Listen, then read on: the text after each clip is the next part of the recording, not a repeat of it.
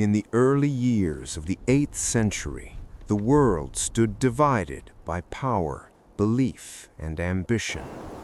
Across North Africa, the Umayyad Caliphate was expanding its reach, not merely to conquer lands, but to establish order, faith, and governance. From among the Berber tribes of the Maghreb rose a man whose name history would never forget. Tariq ibn Ziyad was not born into royalty. Forged by discipline and belief. His strength came from discipline, belief. A new force was rising. Under the leadership of Musa ibn Nusayr, Tariq proved himself as a commander of rare ability. He was calm under pressure, firm in decision-making.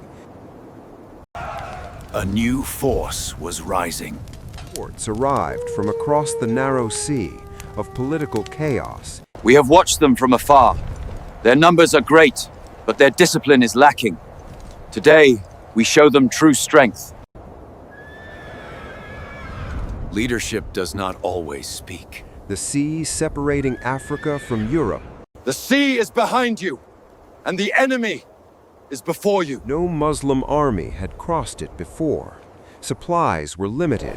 Reinforcements were uncertain. Retreat would be nearly impossible. Yet history does not change through safety.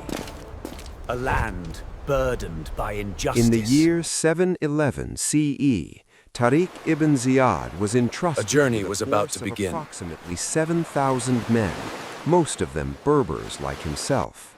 They were not the largest army, they were not the best equipped, but they were united by faith and purpose. As the ships moved silently across Amidst the shadows and the shore's soft whisper, I walk, hung in balance. but prepared by faith. Behind them, a world they might never see again. Across the waters, a new destiny awaits. We sail at dawn. This was not the beginning of a conquest alone. It was the beginning of transformation. As dawn broke over the unfamiliar coastline, the Muslim forces stepped onto Iberian soil. The land was quiet, unaware that history had arrived at its edge. No certainty waited ahead. A silent witness to what was about. They stepped onto land Tariq ibn unknown to them. Ziyad understood the reality of their situation. His army A was land far from burdened home, by injustice outnumbered and fear. surrounded by uncertainty. Fear could spread faster than any enemy. A journey was about to begin. What happened next would define not only the fate of his men, but the course of history itself. The ships that carried them across the sea were ordered destroyed. Flames rose into the sky, and smoke drifted across the shore.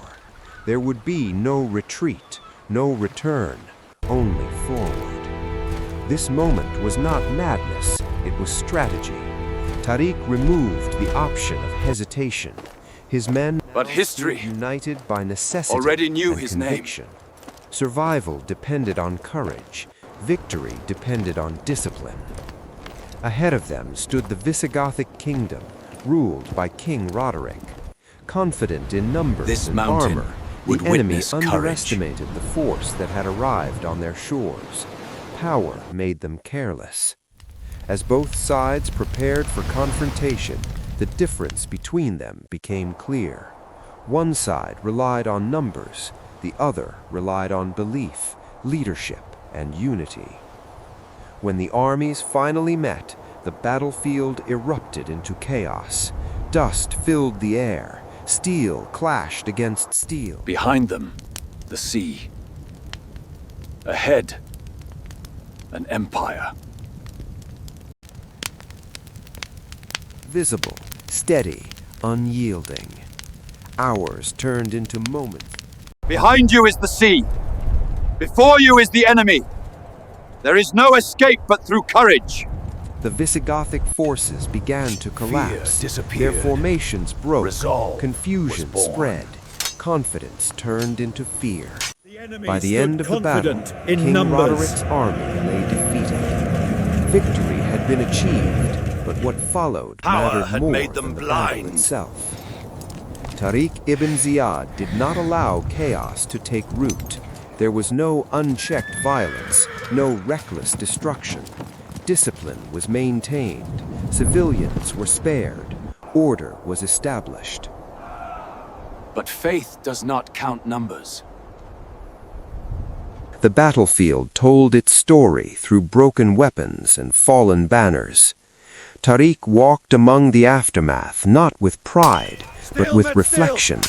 He understood that victory was not proof of superiority, it was a responsibility. Leadership was Cities seen, across not Andalus heard. began to open their gates. Not all were taken by force. Many surrendered peacefully, choosing order over tyranny. Treaties were established. Justice replaced oppression. Faith was introduced through example, not coercion. Under Tariq's command, the army moved forward, not as destroyers, but as administrators of a new reality. Mosques were established, markets reopened, daily life resumed under a new system that valued Victory did law, not make him structure, and belief. This was not conquest as the world had known it. This was transformation. From the moment Tariq ibn Ziyad stepped on Iberian soil, history began to shift. The land would come to be known as Al-Andalus, a center of knowledge, culture, and coexistence for centuries to come.